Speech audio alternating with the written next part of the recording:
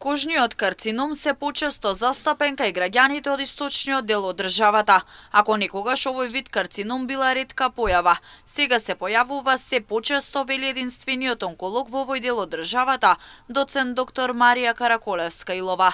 Додава дека причина за оваа е изложеноста на сонце кај пациентите. Карактеристично е дека во источниот дел на Македонија се повеќе се појавуваат и кожните карциноми. Тоа се базоцелуларниот, планоцелуларниот карцином на деловите експонирани на сонце, земајќи во предвид и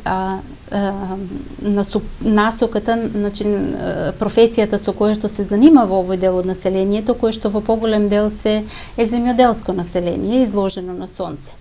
Но она што е загрижувачко е повисокиот процент на појава на малиген меланом на кожата, кој што е еден од најагресивните карциноми, кожни карциноми, но и воопшто во сите групи од карциноми. Претходно се сметаше дека тој представува еден редок тип на карцином, но во последните години забележуваме дека неговата инциденца расте. Најмладиот пациент со овој вид на карцином е 30 годишна жена. Праксата од претходно покажува дека се намалува и старосната граница кај сите видови карциноми. Ако претходно најризични биле пациентите од 50 до 60 години, сега возрастната граница се намалува на 40 или 30 години. Младиот пациент кој што сум го имала со малиген меланом на кожата е една 30 годишна девојка. Потоа од карцином на колон, тоа е било околу 35 годишен маж.